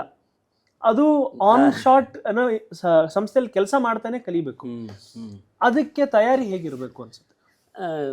ಇದು ಅಂದರೆ ಇದು ಆ್ಯಡ್ ಆನ್ ಸ್ಕಿಲ್ಸ್ ಇದೆ. ಏನೇ ಇದ್ದರೂ ನಮ್ಮ ಇಂಟರ್ಪರ್ಸನಲ್ ಸ್ಕಿಲ್ಸ್ ಅಂತ ಏನು ಕರಿತೀವಲ್ಲ, ನಾವು ಇಂಟರ್ವ್ಯೂ ಟೈಮಲ್ಲಿ ಫಸ್ಟು ಮೆಷರ್ ಮಾಡೋದೇ ಅದು ಆ್ಯಟಿಟ್ಯೂಡ್. ಈಗ ಮೊದಲೆಲ್ಲ ಅದಕ್ಕೆ ಟ್ರೈನಿಂಗ್ ಕೊಡ್ತಾಯಿದ್ರು ಮ್ಯಾನೇಜರ್ಸಿಗೆ, ಹೆಂಗೆ ಬಾಡಿ ಲ್ಯಾಂಗ್ವೇಜನ್ನು ಅಬ್ಸರ್ವ್ ಮಾಡಿಬಿಟ್ಟು ಅವ್ರ ಆ್ಯಟಿಟ್ಯೂಡನ್ನು ಕಂಡುಹಿಡಿಬೋದು ಅಂತ. ಆಮೇಲೆ ಅದು ಫೇಲ್ ಆಗಿಬಿಡ್ತು. ಕೆಲವರು ಸ್ಟ್ರೈಟಾಗಿ ಕೂತ್ಕೊಂಡ್ಬಿಟ್ಟೆ ಅಥವಾ ವಿದೌಟ್ ಐ ಕಾಂಟ್ಯಾಕ್ಟೇ ಮಾತಾಡ್ತಾರೆ, ಬಟ್ ದೇ ಆರ್ ಸ್ಕಿಲ್ ಸಖತ್ತಾಗಿರ್ತಾರೆ. ನೀವು ಹೇಳಿದ ಪ್ರಶ್ನೆಗೆ ಉತ್ತರ ಏನಂತ ಹೇಳಿದರೆ, ಬಹಳಷ್ಟು ಜನ ಏನು ಗೊತ್ತಾ, ಈ ಥರ ಕುದುರೆಗೆ ಹಿಂಗೆ ಕಟ್ಟದಂಗೆ ಹಿಂಗೇ ಹೋಗ್ತಾ ಇರ್ತಾರೆ. ಡೆವಲಪ್ಮೆಂಟ್ ವರ್ಕಲ್ಲಿ ನಾವು ನೋಡ್ಬೋದು, ನಾನು ಡೆವಲಪ್ಮೆಂಟ್ ಮಾಡ್ಬೇಕು ಅವರು ಮುಂದಿದ್ದು ಯೋಚನೆ ಮಾಡಲ್ಲ. ಹೆಂಗೆ ಹೋಗಬೇಕು, ನನ್ನ ಟೀಮ್ ಜೊತೆ ಹೆಂಗೆ ಬಾಂಡಿಂಗ್ ಇರಬೇಕು, ರಿಲೇಷನ್ಶಿಪ್ ಹೆಂಗೆ ಬಿಲ್ಡ್ ಮಾಡಬೇಕು. ರಿಲೇಷನ್ಶಿಪ್ ಅಂದರೆ you don't have to we are friends, ಅದೆಲ್ಲ ಬೇಕಾಗಿಲ್ಲ. ಹೌದು. Relationship is that trustworthy relationship. Correct. So ಆ ರಿಲೇಷನ್ಶಿಪ್ ನಿಮ್ಮ ನೆಟ್ವರ್ಕನ್ನು ದೊಡ್ಡದು ಮಾಡ್ತಾ ಬರುತ್ತೆ. ಈ ನೆಟ್ವರ್ಕ್ ಅನ್ನೋದು ಏನು ಗೊತ್ತಾ, ಫೌಂಡೇಶನ್. ಆ ನೆಟ್ವರ್ಕು ನೀವು ಮೇಲೆ ಕರಿಯರ್ ಲ್ಯಾಡರ್ ಹೋಗ್ತಾ ಹೋದಂಗೆ ನಿಮ್ಗೊಂದು ಸಾಫ್ಟ್ ಕುಷನ್ ಕೊಡುತ್ತೆ. ನೀವು ಇಲ್ಲ ನಾನೊಂದು ಇದು ಏನೊಂದು ಜಂಗ ಬ್ಲಾಕ್ ಮೇಲೆ ಬ್ಲಾಕ್ ಇಟ್ಟು ಹೋಗ್ತೀನಿ, ಸೈಡಲ್ಲಿ ಏನು ಕವರ್ ಕೊಡಲ್ಲ ಅಂದರೆ that will fall one are the other day. ನಿಮ್ಮ ಸರೌಂಡಿಂಗನ್ನು ಕೋಟೆ, ನಿಮ್ಮದು ಒಂದು ಭದ್ರ ಕೋಟೆನ ನಿರ್ಮಾಣ ಮಾಡೋದಂತ ಹೇಳಿದ್ರೆ ನಿಮ್ಮ ಸುತ್ತ ಜನಗಳು. ಹೆಂಗೆ ನಿಮಗೆ ಸಹಾಯ ಬೇಕಾದಾಗ, ಮಾನಸಿಕವಾಗಿ ಏನಾದರೂ ಒಂದು ಸ್ಟ್ರೆಸ್ ಇದ್ದಾಗ ಮಾತಾಡ್ಕೊಳ್ಳೋಕ್ಕೆ, ಅಥವಾ ಟೀಮಲ್ಲಿ ಏನೋ ಪ್ರಾಬ್ಲಮ್ ಆಯಿತು ಶೇರ್ ಮಾಡ್ಕೊಳ್ಳೋಕ್ಕೆ, ಅವ್ರ ನಾಲೆಜನ್ನು ತಿಳ್ಕೊಳ್ಳೋದಕ್ಕೆ ಬೇಕೇ ಬೇಕು ನೆಟ್ವರ್ಕ್. ಹಂಗಂತೇಳಿ ನಾನು ನನ್ನ ಟೀಮ್ ಜೊತೆ ಮಾತ್ರ ಮಾತಾಡ್ತೀನಿ, ಪಕ್ಕ ಟೀಮ್ನವ್ರ ಹತ್ರ ಮಾತಾಡಲ್ಲ, ನಾನು ಡೆವಲಪರು, ಟೆಸ್ಟರ್ ನನ್ನ ಎನಿಮಿ, ಅದು ಆ ಥರ ಇರುತ್ತೆ ಮೈಂಡ್ಸೆಟ್. ಅದನ್ನು ಮೀರಿದಂಥದ್ದು ಇವಾಗ ಭಾಳಷ್ಟು ಕಾಲೇಜ್ಗಳಲ್ಲಿ ಹೇಳ್ಕೊಡ್ತಾ ಇದ್ದಾರೆ. ಈ ನೆಟ್ವರ್ಕ್ ಬಿಲ್ಡಿಂಗು ಇದೆಲ್ಲ ಬಂದಿದೆ. ಬಟ್ ಒಂದು ಸಮಯದಲ್ಲಿ ಇತ್ತು, ಡೆವಲಪರ್ಸ್ ಟೆಕ್ನಿಕಲಿ ಮೂವ್ ಆದವರು ಮ್ಯಾನೇಜ್ಮೆಂಟಿಗೆ ಹೋಗಿ ಇಷ್ಟಪಡಲ್ಲ. ಯಾಕೆಂದರೆ ಅವ್ರಿಗೆ ಆ ಸ್ಕಿಲ್ಸ್ ಇರಲ್ಲ. ಒಬ್ಬ ಮ್ಯಾನೇಜರ್ ಅಂದರೆ ಯಾರು ಅಂತ ಹೇಳ್ಬಿಟ್ಟು ರೀಸೆಂಟಾಗಿ ನಾನೊಂದು ಆ್ಯಕ್ಚುಲಿ ಇಂಟರ್ವ್ಯೂಯಲ್ಲಿ ಹೇಳ್ತಾ ಇದ್ದೆ. ಮ್ಯಾನೇಜರ್ ಅನ್ನೋನು ಈಸ್ ನಾಟ್ ಅನ್ ಅಥಾರಿಟಿ. ಅವನು ನಾನು ದೊಡ್ಡ ಮೇಸ್ತ್ರಿ ಅಲ್ಲ. ಅವನು ನೀನು ಇವತ್ತು ಇದು ಮಾಡಬೇಕು, ನೀನು ಇದು ಇವತ್ತು ಅಲ್ಲ. ಅವನು ಟ್ಯಾಲೆಂಟನ್ನು ಮ್ಯಾನೇಜ್ ಮಾಡೋನು, ಅವನು ರಿಸೋರ್ಸನ್ನು ಮ್ಯಾನೇಜ್ ಮಾಡೋನು ಆಗಬಾರ್ದು. ಅದು ರಿಸೋರ್ಸ್ ಅಂದಾಗ ಅದು ಆಬ್ಜೆಕ್ಟ್ ಆಗಿಬಿಡುತ್ತೆ. ಸೊ ನಿಮಗೆ ಹ್ಯೂಮನ್ ರಿಸೋರ್ಸ್ ಅಂದ್ರೆ ಇಷ್ಟ ಆಗಲ್ಲ? ನನಗೊಂದು ಸ್ವಲ್ಪ ಹಿಂಸೆ. ಅದು ಹೆಂಗೆ ಅದು ಅಂದರೆ ಇರ್ಬೋದು, ಅದು English is a funny language, ಹಂಗಲ್ಲ resource. But talents, everyone has a talent. ಒಬ್ಬ ಡೆವಲಪ್ಮೆಂಟ್ ಟ್ಯಾಲೆಂಟ್ ಇರುತ್ತೆ, ಒಬ್ಬನ ಹತ್ರ ಕೋಡಿಂಗು, ಡಿಸೈನಿಂಗು, ಎಲ್ಲ varieties of talent. You should appreciate them. ಯಾಕಂದರೆ ಎಲ್ಲ ಟ್ಯಾಲೆಂಟ್ಗಳು ಮ್ಯಾನೇಜರ್ಲಿ ಇರಲ್ವೇ. ಅವನ ಹತ್ರ ಇದ್ದಿದ್ರೆ ಅವ್ನು ಮೇಸ್ತ್ರಿ ಆಗ್ಬೋದಾಗಿತ್ತು. ನನಗೆ ಗೊತ್ತು, ಇದು ಬಿಲ್ಡಿಂಗ್ ಕಟ್ಟೋ ಪ್ರತಿ ಸ್ಟೆಪ್ಪು ನನಗೆ ಗೊತ್ತು, ಹಾಗಾಗಿ ನಾನು ಅಥಾರಿಟಿ ಅಂತ ಹೇಳ್ಬೋದು. ಇದು ಹಂಗಲ್ಲ. You have a different skill, that is people relationship. ಅದರಿಂದಾಗಿ ನೀನು manager. You may have authority, but do not use the authority only to lead the team. Be a leader. ಹೆಂಗೆ ಲೀಡ್ ಆಗಬೇಕು? ಒಂದು ಮನೆ ಫ್ಯಾಮಿಲಿಲಿ ನಿಮ್ಮ ಮದುವೆ ಆದ ಅವ್ರಿಗೆ ಹೇಳೋದಾದರೆ ಎಲ್ರಿಗೂ ಮಕ್ಕಳೆಲ್ಲ ಇದ್ದಾಗ they will be bonded very well when they feel safe. ಹಂಗೆ ಟೀಮಲ್ಲೂ ಅಷ್ಟೇ. ಎ ಮ್ಯಾನೇಜರ್ ಒಬ್ಬ ಎದುರುಗಡೆ ಇದ್ದಾನೆ ಅಂತ ಹೇಳಿದರೆ KGF ಡೈಲಾಗ್ ಥರನೇ, ಅವನು ಇದ್ದಾನೆ ಅಂತ ಹೇಳಿದ್ರೆ 1000 ಜನ ಬಂದರೆ ಅದೇ ಥರ ಅವನಿದ್ದಾನೆ ಅಂದರೆ ವಿ ಆರ್ ಸೇಫ್ ಅನ್ನೋ ಫೀಲಿಂಗ್ ಕೊಡಬೇಕು ಒಬ್ಬ ಮ್ಯಾನೇಜರ್. ಇಟ್ಸ್ ನಾಟ್ ದ್ಯಾಟ್ ನೀನು ಇದು ಮಾಡದಿದ್ರೆ ಅಷ್ಟೇ ನಮಗನೇ ಹೋದಿ ನೀನು, ಅದೆಲ್ಲ ಅಲ್ವೇ ಅಲ್ಲ. ಆ ಮ್ಯಾನೇಜರ್ ಅವನ ಜೊತೆ ಯಾರು ಇರೋದಿಲ್ಲ. ಸೊ ಇದಕ್ಕೆ ವರ್ಡ್ ಇದು ಇದೆಯಲ್ಲ, people don't quit companies, people quit their managers ಅಂತ. So companies are never bad, it's only the managers who managers. ಎಲ್ಲರೂ ಬ್ಯಾಡ್ ಅಂತ ಹೇಳ್ತಾ ಇಲ್ಲ. ನನಗೆ ಮ್ಯಾನೇಜ್ ಮಾಡಿದವರೆಲ್ಲ ಸೂಪರ್ ಆಗಿದ್ರು managers. They thought me all this things, skills. And management ಇದು concept government ಮೈಂಡ್ಸೆಟ್ಟಿಂದ ಕಾರ್ಪೊರೇಟ್ ಮೈಂಡ್ಸೆಟ್ಟಿಗೆ ಬದಲಾಗಿದ್ದೇ ಹಾಗೆ. ನಾನು ಒಂದು ಸಮಯದಲ್ಲಿ DRDOದಲ್ಲಿ ಕೆಲಸ ಮಾಡಿದವ್ರು ಕೆಳಗಡೆ ವರ್ಕ್ ಮಾಡ್ತಾ ಇದ್ದೆ. ಅವ್ರು ಲೈಕ್ ಡಿಸಿಪ್ಲೈನ್ಡ್, ಅದು ಸೇಮ್ ಮೇ ಕಮಿನ್ ಸರ್ ನಾಲ್ಕು. ಈಗ ಹಂಗಲ್ಲ, ಈಗ ತುಂಬ ಕೂಲ್ ಆಗಿಬಿಟ್ಟಿದೆ ಮ್ಯಾನೇಜ್ಮೆಂಟ್ ಅನ್ನೋದು. ಈ ಕೂಲ್ ಡ್ಯಾಡ್ಗಳಿದ್ದಂಗೆ. ಆ ಕಾನ್ಸೆಪ್ಟು ಅದು ಒಂದು ಸ್ಕಿಲ್. ಅದು ಈಸಿಯಾಗಿ ಬರಲ್ಲ, ಗ್ರ್ಯಾಜುವಲಿ ಡೆವಲಪ್ ಮಾಡಬೇಕು. And it should not be fake. Listening it should not be fake. ಹೆಂಗೆ ಅಂದರೆ ಏರ್ ಹೋಸ್ಟೆಸ್ಗಳು ಹಿಂಗೆ ಸ್ಮೈಲ್ ಮಾಡೋಕ್ಕೆ ಸ್ಮೈಲ್ ಮಾಡ್ತಾರೆ, ಹಂಗೆ ಅದು ಆಗಬಾರ್ದು. ನೀವು ಬಂದಾಗ ನಾನು ಕೇಳ್ತಾ ಇದ್ದಂಗೆ ಮಾಡಬೇಕು. ಲಿಸನಿಂಗ್ ಸ್ಕಿಲ್ಸ್ ಅಲ್ಲ ಅದು. You should put yourself. ಅದು ಪ್ರಾಕ್ಟೀಸ್ ಮಾಡ್ಕೊಂಡು ಹೋದಾಗ ಆಗುತ್ತೆ. ಇಂಟೆಲಿಜೆನ್ಸ್ಗಿಂತ ಇಂಟ್ಯೂಷನ್ ವರ್ಕ್ ಆಗುತ್ತೆ. ಅಬ್ಸಲ್ಯೂಟ್ಲಿ ರೈಟ್ ವರ್ಡ್ ಅದು. ಹಂಗಾಗಿ ನನಗೆ ಈ ಇಂಟರ್ಪರ್ಸನಲ್ ಸ್ಕಿಲ್ಸು ಡೆವಲಪ್ ಆಗಬೇಕು. ಪ್ರತಿಯೊಬ್ಬರು ಅವ್ರು ಎಂಥ ಪಂಟರಾಗಿರ್ಬೋದು, ಕೋಡಿಂಗಲ್ಲಿ, ಡಿಸೈನಿಂಗಲ್ಲಿ, ಆರ್ಟ್ ವರ್ಕಲ್ಲಿ, ಯಾವುದ್ರಲ್ಲಿ ಇರ್ಬೋದು. ನಿಮ್ಮ ಡಿಜಿಟಲ್ ವರ್ಲ್ಡಲ್ಲೂ ಟಾಪ್ ಇರ್ಬೋದು ಅವರು. But if they loose on these interpersonal skills, ಅವರು ಫೌಂಡೇಶನ್ ವೀಕ್ ಆಗ್ತಾ ಬರುತ್ತೆ. ಅಲ್ಲಲ್ಲಿ ಕ್ರ್ಯಾಕ್ಗಳು ಬೆಳೀತಾ ಹೋಗ್ತವೆ. ಅದು ಬ್ಯಾಲೆನ್ಸ್ ಮಾಡೋದು ಅಗೇನ್ ಪ್ರಾಕ್ಟೀಸ್, ರೆಗ್ಯುಲರ್ ಪ್ರಾಕ್ಟೀಸ್, ಈ ತಾಳ್ಮೆನ ಪ್ರಾಕ್ಟೀಸ್ ಮಾಡಬೇಕಲ್ವ, ಹಂಗೆ ನಾವು. ಸೊ ಈಗ ಅಂದರೆ ನಾವು ತುಂಬ ಟೈರ್ ಟು ಸಿಟಿ ಫೋಕಸ್ ಮಾಡಿ ಮಾತಾಡ್ತಿರೋ ಕಾರಣ, what should be the first preparation? ಅವರು ಉದ್ಯೋಗ ಹುಡ್ಕಕ್ಕೆ ಶುರು ಮಾಡಿದಾಗ ಏನು ರೆಡಿ ಇರಬೇಕು? ರೆಸ್ಯೂಮ್ ಇರುತ್ತೆ, ಅದು ಗೊತ್ತು. ಹೆಂಗೆ ಈಗ ಮಾಡಕ್ಕೆ AI ಟೂಲ್ಸ್ ಬಂದಿದೆ, ಅದೇ ಮಾಡಿಕೊಡುತ್ತೆ. ನಮ್ಗೆ ಏನು ಗೊತ್ತು, ನಮ್ಮ ಹತ್ರ ಏನು ರೆಡಿ ಇರ್ಬೇಕು? ನಾನು ಒಂದು ಕಂಪ್ನಿಗೆ ಹೋಗಿ ನಾನು ಇಂಟರ್ವ್ಯೂ ಅಟೆಂಡ್ ಆಗಬೇಕು ಅಂದರೆ ನನ್ನ ಡಿಗ್ರಿ ಅಲ್ಲದೆ, ಡಿಗ್ರಿ ಇವಾಗಷ್ಟು ಪ್ರಾಮುಖ್ಯತೆ ಇಲ್ಲ ಅನ್ಸುತ್ತೆ ಸೊ ಈಗಿನ ಮಾರ್ಕೆಟಲ್ಲಿ, ಬಟ್ ಹಂಗಂತೇಳಿ ಡಿಗ್ರಿ ಮಾಡಬಾರ್ದು ಅಂತ ನನ್ನ ಉದ್ದೇಶ ಅಲ್ಲ. ಸೊ ಏನು ರೆಡಿ ಇಟ್ಕೊಂಡು ಬರಬೇಕು ಅವರು ಅಂತ. ಸೊ ಭಾಳಷ್ಟು ಕಡೆ ಈ ಕಾಲೇಜ್ಗಳಲ್ಲಿ ಇಂಟರ್ವ್ಯೂ ಟ್ರೈನಿಂಗ್ ಅಂತ ಕೊಡ್ತಾರೆ. ನನಗದು ಸುತಾರಾಮ್ ಇಷ್ಟ ಆಗಲ್ಲ. ಒಂದೇ ಬಾಯ್ಪಟ ಮಾಡ್ಬಿಟ್ಟು ಹೇಳ್ದಂಗೆ ಇರುತ್ತೆ, my name is Sudhindra, I am from Udupi, ಹಿಂಗೆ ಲಿಟ್ರಲಿ ಈ ಮಗ್ಗಿ ಎಲ್ಲ ಹೇಳ್ತಾರಲ್ಲ, ಹಳೆ ಕಾಲ ಹಂಗೆ ಹೇಳ್ತಾರೆ. ಅದು ಹೇಳ್ತಾ ಇದ್ರು. ಇವಾಗ ಭಾಳಷ್ಟು ಚೆನ್ನಾಗಿರೋ ಕಾಲೇಜ್ಗಳೇ ಚೆನ್ನಾಗಿ ಮಾಡ್ತಾ ಇದ್ದಾರೆ. ಬಟ್ ಇವರು they should be honest, transparent. ಇವಾಗ ಇಂಟರ್ವ್ಯೂ ಪ್ರೊಸೆಸ್ಸೇ ಚೇಂಜ್ ಆಗಿಬಿಟ್ಟಿದೆ. ಅವರು ನಿಮ್ಮ ರೆಸ್ಯೂಮೇಲಿರೋ ಸ್ಕಿಲ್ಗಳನ್ನು ಇವಾಗ HTML, CC ಅದನ್ನೆಲ್ಲ ನೋಡೋದಿಲ್ಲ, ಸೈಡ್ಗೆ ಇಟ್ಬಿಡ್ತಾರೆ. ನಿನಗೊಂದು ಸಿಚುವೇಶನ್ ಕೊಡ್ತೀನಿ, ಈ ಸಿಚುವೇಶನ್ ಹೆಂಗೆ ಹ್ಯಾಂಡಲ್ ಮಾಡ್ತೀನಿ ನಾನು, ಅದು ಎಲ್ಲಿಂದ ಬರುತ್ತೆ? ಅಯ್ಯೋ ನಾನು ಇದನ್ನು ಕಲಿತೆ ಇಲ್ವಾ? ನಿಮ್ಮ ರೆಗ್ಯುಲರ್ ಲೈಫಲ್ಲಿ ಮಾಡಿರ್ತೀರ, 3 ಜನ ಫ್ರೆಂಡ್ಸ್ ಫೈಟ್ ಮಾಡ್ತಾ ಇರ್ತೀರ, ಮಧ್ಯದಲ್ಲಿ ಹೋಗ್ಬಿಟ್ಟು ಎಲ್ರಿಗೂ ಸಮಾಧಾನ ಮಾಡಿ ಬರ್ತಾರೆ, ಅದನ್ನು ಎಕ್ಸ್ಪ್ಲೇನ್ ಮಾಡಿ. ಒಂದು ವಾಲಂಟಿಯರ್ ವರ್ಕ್ ಮಾಡಿರ್ತೀರ, ಎಲ್ಲೋ ಒಂದು ಕೆರೆಯಲ್ಲಿ ಹೂಳೆತ್ತೋದಿರ್ಬೋದು, ಅಥವಾ ರೋಡ್ ಸೈಡಲ್ಲಿ ಕಸ ಗುಡಿಸೋದಿರ್ಬೋದು, ಅಥವಾ ಪಾರ್ಥೇನಿಯಂ ಗಿಡ ಕೀಳೋದಿರ್ಬೋದು, NSS ಆ್ಯಕ್ಟಿವಿಟೀಸ್ ಇರ್ಬೋದು, NCC ಆ್ಯಕ್ಟಿವಿಟೀಸ್ ಇರ್ಬೋದು. ಅದನ್ನು ನೀವು ಶೋಕೇಸ್ ಮಾಡಿ ಹೇಳಿ, ನಾನು ಹೆಂಗೆ ಕಾಂಟ್ರಿಬ್ಯೂಟ್ ಮಾಡ್ತಾಯಿದ್ದೆ. See, first of all voluntary work ಮಾಡಿದರೆ you are a very good team player. Assess ಮಾಡೋನಿಗೆ ಗೊತ್ತಾಗುತ್ತಲ್ಲ, ಇವನು ಆಲ್ರೆಡಿ ವಾಲಂಟಿಯರ್ ಆಗಿ 100 ಜನರ ಟೀಮಲ್ಲಿ ವರ್ಕ್ ಮಾಡಿದ್ದಾನೆ ಅಂದರೆ is A team player, done. ಆಯಿತಾ? ಟೀಮ್ ಬಾಂಡಿಂಗ್ ಚೆನ್ನಾಗಿರುತ್ತೆ. ಕಂಟಿನ್ಯೂಸ್ಲಿ 2 ಇಯರ್ಸ್ ನಾನು ಮಾಡಿದ್ದೀನಿ ಅದನ್ನು ಹೇಳಿದರೆ, ಬಾಂಡಿಂಗ್ ಇತ್ತು, ಅದಕ್ಕೆ 2 ಇಯರ್ಸ್ ಮಾಡ್ದವನು. ಅದು ಲಾಜಿಕಲಿ ನಾವು ಈಗ ಮ್ಯಾನೇಜರ್ ಆಗಿದ್ದವರು ಅರ್ಥ ಮಾಡ್ಕೋತಾರೆ. ಸೊ ವಾಲಂಟಿಯರಿ ವರ್ಕನ್ನು ನಡೆಸೋದು ಇದೆಯಲ್ವಾ, ದೊಡ್ಡ ಕೆಲಸ. ಅದು management skills. Because you are getting the work done without authority, you are influencing people without authority. ಅದನ್ನೆಲ್ಲ ಹೇಳೋಕ್ಕೆ ಶುರು ಮಾಡ್ಬೋದು. ಅದು ಅವರು ಹೇಳ್ಕೋಬೇಕು. ಇದು ನಾನು ಈ ಪ್ರಾಜೆಕ್ಟ್ ಮಾಡಿದೆ, ಅದೆಲ್ಲ ಹಲೋ ವರ್ಲ್ಡ್ ಪ್ರೋಗ್ರಾಮ್ ಮಾಡಿದೆ, ಇದರಲ್ಲಿ ಇದು ಮಾಡಿದೆ, ಅದೆಲ್ಲ ವರ್ಕೌಟ್ ಆಗಲ್ಲ. ಮಾರ್ಕೆಟಿಂಗ್ ಸ್ಕಿಲ್ಸು, ನಿಮ್ಮ ನೆಟ್ವರ್ಕಿಂಗ್ ಸ್ಕಿಲ್ಸು, ನಿಮಗೆ ಮೀಡಿಯಾದಲ್ಲಿ ಇವಾಗ ಆಲ್ರೆಡಿ ಸೋಷಿಯಲ್ ಮೀಡಿಯಾದಲ್ಲಿ ಇರೋದ್ರಿಂದಾಗಿ ಏನೇನು ಹೊಸ technology, interpersonal easy way trainings ಇದ್ದಾವೆ ಕೆಲವೆಲ್ಲ. ಯಾವ್ಯಾವ ಥರದ್ದಿರುತ್ತೆ, ನೀವು ಹೆಂಗೆ ಟೀಮಲ್ಲಿ ಬಾಂಡಿಂಗ್ ಜಾಸ್ತಿ ಮಾಡ್ಬೋದು, ವರ್ಕಲ್ಲಿ ಇನೋವೇಷನ್ ಹೆಂಗೆ ತರ್ಬೋದು, ಆ ಥರದ್ದು ಭಾಳಷ್ಟು ಇರುತ್ತೆ. ಪ್ರಾಬ್ಲಮ್ ಸಾಲ್ವಿಂಗ್ ಸ್ಕಿಲ್ಸ್ ಎಲ್ಲನೂ ಬರುತ್ತೆ. ಅದನ್ನೆಲ್ಲ ಕಲ್ತ್ಕೋಬೋದು. ಮತ್ತು ನಿಮ್ಮದು ರಿಯಲಿಸ್ಟಿಕ್ ಲೈಫಲ್ಲಿ ಏನೇನು ಚಾಲೆಂಜಸ್ ಇದೆ ಅದನ್ನು ಹೇಳಿ, ಯು ವಿಲ್ ವಿನ್. ಹೌದು. ಈಗ ಇಂಗ್ಲೀಷ್ ಎಲ್ಬೋರ್ಡಿಂದ ನಾನು UK ಪ್ರೆಸೆಂಟ್ ಮಾಡಿದಾಗ ನನಗೆ ಕಣ್ಣಲ್ಲಿ ನೀರು ಬಂದುಬಿಟ್ಟಿತ್ತು. ಆವಾಗ ನಾನು ಒಂದು 15 ವರ್ಷ ಹಿಂದೆ, ಅಂದರೆ 10 ವರ್ಷ ಹಿಂದೆ ನನಗೆ ಇಂಗ್ಲೀಷ್ ಅಷ್ಟು ಮಾತಾಡೋಕ್ಕೆ ಬರ್ದಿರೋನು UK ಅಲ್ಲಿ ಬಹಳಷ್ಟು ಜನ ಬ್ರಿಟಿಷರು ಎದುರುಗಡೆ ನಾನೊಂದು ಆಟೋಮೇಷನ್ ಪ್ರಾಜೆಕ್ಟನ್ನು ಪ್ರೆಸೆಂಟ್ ಮಾಡಿದೆ. ಅದೊಂದು 1/2 an hour ಪ್ರೆಸೆಂಟೇಷನ್ ಇತ್ತು. ಚೆನ್ನಾಗಿತ್ತು, ಏನು ಎಂದಿಂತ ಯಾರು ಕ್ಲ್ಯಾಪ್ ಹೊಡೆದಿಲ್ಲ, ಫಿಲಮ್ ಥರ. ಬಟ್ ನನಗೆ ಆಗಿರೋ ಖುಷಿ ಏನಂದರೆ, ಅಯ್ಯೋ ಇಂಗ್ಲೀಷೇ ಬರ್ದಿರೋರು ಅಲ್ಲಿ ಹೋಗ್ಬಿಟ್ಟು ಹಿಂಗೆ ಮಾಡಿದಲ್ಲ, ಹೆಂಗೆ ಕಲಿತೆ ನಾನು? ಮತ್ತೆ ಯೂನಿವರ್ಸಿಟಿಗೆ ಹೋಗಿಲ್ಲ. ಕನ್ಸಿಸ್ಟೆಂಟ್ ಪ್ರಾಕ್ಟೀಸ್, ಮಾತಾಡೋದು 4 ಜನ ಫ್ರೆಂಡ್ಶಿಪ್ ಮಾಡ್ಕೊಡಿ. ಯಾರೊಬ್ಬರು ಈ ಒಂದು ಇನ್ಫೀರಿಯಾರಿಟಿ ಇರುತ್ತೆ ಟೈರ್ 2 ಸಿಟಿಲಿ. ನನಗೆ ಇಂಗ್ಲೀಷ್ ಬರಲ್ಲ, ನಾನು ಬೆಂಗಳೂರಿಗೆ ಹೋದರೆ ಎಲ್ಲ ನನ್ನನ್ನು ಇದು ಮಾಡ್ತಾರೆ, ಹೀಯಾಳಿಸ್ತಾರೆ, ಅದು ಅಂತಿದ್ರೆ ನಿಮ್ಮದೇ ಟೀಮ್ ಮಾಡ್ಕೊಳ್ಳಿ. 4 ಜನ ಮಾತಾಡೋಕ್ಕೆ ಶುರು ಮಾಡಿ 1 ಗಂಟೆ ದಿನಕ್ಕೆ. ಏನು ತಪ್ಪೋ ಒಪ್ಪೋ ಏನೋ ಮಾಡ್ಕೊಂಡು ಮಾತಾಡಿ, ಆಗುತ್ತೆ. ತುಂಬ ಇವಾಗ ಟೂಲ್ಸು ಟೆಕ್ನಾಲಜಿ ಬಂದಿದೆ, ಅದೇ ಮಾತಾಡ್ಕೊಳತ್ತಂತೆ. ಇವಾಗ AI ನೀವು ಇಂಗ್ಲೀಷ್ ಮಾತಾಡಿದ್ರೆ ಅದೇ ರೆಸ್ಪಾಂಡ್ ಮಾಡುತ್ತಂತೆ, ಇದು ಸರಿ ಇಲ್ಲ ಇದನ್ನು ಹೇಳುವಂಥ ಆ ಥರ ಟೆಕ್ನಾಲಜೀಸ್ ಇದ್ದಾವೆ. ಸೊ ಕಮ್ಯುನಿಕೇಷನನ್ನು ಇಂಪ್ರೂವ್ ಮಾಡೋದು ದೊಡ್ಡ ಪ್ರಾಬ್ಲಮ್ ಅಲ್ಲ, ತಲೆನೋವು. ನಿಮ್ಗೆ ಅದ್ರ ಕಡೆ ತುಡಿತಾ ಇರಬೇಕು, ಮಾಡಬೇಕು ಅನ್ನೋ ನೆಸೆಸಿಟಿ ಇರಬೇಕು. ಅದಿಲ್ಲ, ಅಪ್ಪ ಮಾಡಿದ್ದಿದೆ ಅಂತಿದ್ರೆ ದಯವಿಟ್ಟು ಯಾವ ಎಫರ್ಟ್ ಮಾಡೋಕ್ಕೆ ಹೋಗ್ಬಿಡಿ. ನಾನು ಯಾವತ್ತೂ ಕೊನೆ ಪ್ರಶ್ನೆ ಅಂತ ಹೇಳಲ್ಲ, ಪ್ರಶ್ನೆಗಳಿಗೆ ಕೊನೆ ಇರಲ್ಲ. ಇವತ್ತಿನ ಪಾಡ್ಕಾಸ್ಟ್ಗೆ ಬಿಕಾಸ್ ನಮ್ಮ IT ಮಾರ್ಕಲ್ಲಿ ಒಂದು ತುಂಬ ಮೇನ್ ಇಂಪಾರ್ಟೆಂಟ್ ವರ್ಡ್ ಏನು ಯೂಸ್ ಮಾಡ್ತೀವಿ ಅಂದರೆ COE ಅಂತ, ಕಂಟಿನ್ಯೂಟಿ ಆಫ್ ಎಜುಕೇಷನ್ ಅಂತ. ಸೊ ಯಾವುದೇ ಕಲಿಕೆ ಕಂಪ್ಲೀಟ್ ಮಾಡೋಕ್ಕಿರಲ್ಲ, ಕಾಂಪೀಟ್ ಮಾಡೋಕ್ಕಿರುತ್ತೆ ಅಂತ. ಸೊ ನಾನು ಯಾವುದೊಂದು ಕೋರ್ಸ್ ಕಲಿತೀವಿ, ಆ ಕೋರ್ಸ್ ಕಂಪ್ಲೀಟ್ ಮಾಡೋಕ್ಕಾಗಲ್ಲ, ಕಂಪೀಟ್ ಮಾಡ್ಬೋದು ಅಷ್ಟೇ. ನೀವು ಇವಾಗ ಯಾರೊಬ್ರು ನಿಮ್ಗೆ ಬಂದು ಕೇಳಿದ ತಕ್ಷಣ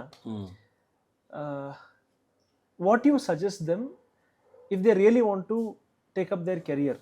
ಅಂದರೆ ಈಗ ನಾನು ಕ್ಲೂಲೆಸ್ ಇದ್ದೀನಿ, ನಾನು ಏನೋ ಒಂದು ಮಾಡಬೇಕು, ಬಟ್ ಗೈಡೆನ್ಸ್ ನನಗೆ ಬರೋದೇ ಅವನು ಮಾಡಬೇಕು ಅಂತ ಅಲ್ಲ. ಫಾರ್ ಎಕ್ಸಾಂಪಲ್ ಈಗ ನಾನು ಮಾರ್ಕೆಟಿಂಗ್ ಮಾಡ್ತಿದ್ದೀನಿ ಆದ ಕಾರಣ ನೀನು ಮಾರ್ಕೆಟರ್ ಆಗೋ ತುಂಬಾ ಚೆನ್ನಾಗಿದೆ ಅಂತ ಹೇಳೋರು ಒಂದಾದ್ರೆ, ಇನ್ನೊಂದು ನೀನ್ ಬರಬೇಡ ಬಿಕಾಸ್ ನಾನು ಕಾಂಪಿಟೇಟರ್ ಆಗ್ತೀಯ ನೀನು ಅಂತ ಎರಡು ವಿಂಗ್ ಪೀಪಲ್ ಇರ್ತಾರೆ.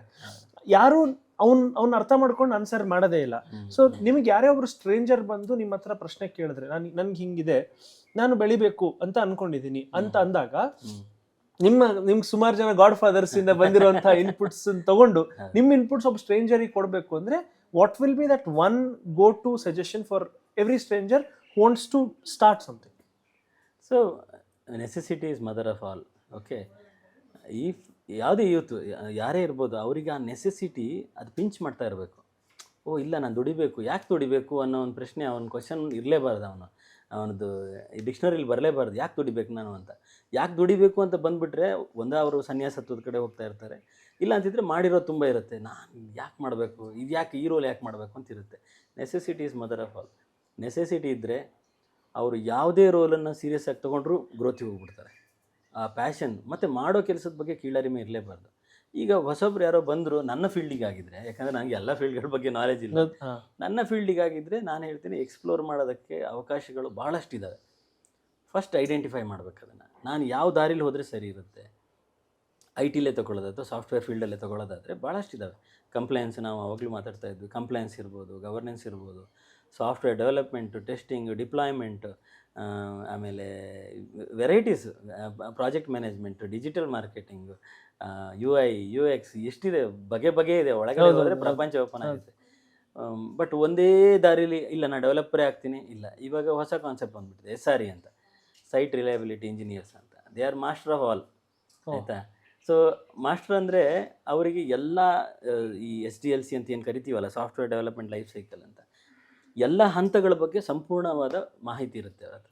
ಹಾಗಾಗಿ ಈವನ್ ಒಬ್ಬ ಕೋರ್ ಪ್ರೋಗ್ರಾಮರ್ ಅಥವಾ ಆರ್ಕಿಟೆಕ್ಟ್ ಬಂದ್ಬಿಟ್ಟು ಅವ್ರ ಹತ್ರ ಕೇಳ್ತಾರೆ ಈ ಫ್ಲೋ ಎಲ್ಲಿ ಕನೆಕ್ಟ್ ಆಗುತ್ತೆ ಅಂತ. ಅವನಿಗೆ ಅದ್ರದ್ದೆಲ್ಲನೂ ಐಡಿಯಾ ಇರುತ್ತೆ. ಓ ಇಲ್ಲಿಂದ ಡೇಟಾಬೇಸ್ ಕನೆಕ್ಟ್ ಆಗುತ್ತೆ, ಇಲ್ಲಿಂದ ಕ್ಲೌಡಿಗೆ ಹೋಗುತ್ತೆ, ಹಿಂಗಾಗುತ್ತೆ. So SRE is one role, ಅದ್ರ ಬಗ್ಗೆ ತಿಳ್ಕೊಬೋದು. ಅದೇ ಅವರು ಯಾವ ಒಂದು ಮನಸ್ಥಿತಿಯಿಂದ ಕಾಲೇಜಿಂದ ಹೊರಗಡೆ ಬರ್ತಾರೆ, ನಾನು ಡೆವಲಪರ್ ಆಗಬೇಕು ಅಂತ. ಅದಿಲ್ಲ ಇವಾಗ, ಅದು ಸ್ಪ್ಲಿಟ್ ಆಗಿಬಿಟ್ಟಿದೆ, ಅದು ಒಂಥರ ಬರ್ಸ್ಟ್ ಆಗಿಬಿಟ್ಟಿದೆ. ಯಾವ ಥರದ ಡೆವಲಪರ್ ಆಗಬೇಕು ನೀನು ಅಂತ. Not about the technology, not about the tools. ಈಗ ನಾನು ಜಾವಾ ಡೆವಲಪರು ಅದೆಲ್ಲ ಹೊರಟೋಗಿದೆ. If you want to develop something, ಯಾವ ನಾಲೆಜ್ ಇರಬೇಕು ನಮಗೆ. ಬರೀ ಡೆವಲಪ್ಮೆಂಟ್ ನಾಲೆಜ್ ಇದ್ದರೆ ಸಾಕಾಗಲ್ಲ. ಇವಾಗ ನಿಮ್ಮ ಟೆಸ್ಟಿಂಗ್ ನಾಲೆಜು ಇರಬೇಕು, ನಿಮಗೆ ಸೈಬರ್ ಸೆಕ್ಯೂರಿಟಿ ನಾಲೆಜು ಇರಬೇಕು, ಇನ್ಫಾರ್ಮೇಷನ್ ಸೆಕ್ಯೂರಿಟಿ ನಾಲೆಜ್ ಇರಬೇಕು, UI ನಾಲೆಜ್ ಇರಬೇಕು, UX ನಾಲೆಜ್ ಇರಬೇಕು. ಆವಾಗ you can develop something. Otherwise that is ಇವಾಗ ಒಂದೇ ದಾರಿ ಅಂತ ಆಗ್ಬಿಡುತ್ತೆ. ಟೆಸ್ಟಿಂಗಲ್ಲೂ ಇವಾಗ ಮೊದಲಿನ ಥರ ಬರೀ ನೀವು ಮ್ಯಾನ್ಯುಯಲ್ ಟೆಸ್ಟಿಂಗ್ ಅದೆಲ್ಲ ಹೊರಟೋಗಿ ತುಂಬ ದಿನ ಆಯ್ತಲ್ವ. ಸೆಲೆನಿಯಮ್ ಅದು ಇದೆಲ್ಲ ಬಂದು ಭಾಳಷ್ಟು ಟೂಲ್ಸ್ಗಳಿದ್ದಾವೆ.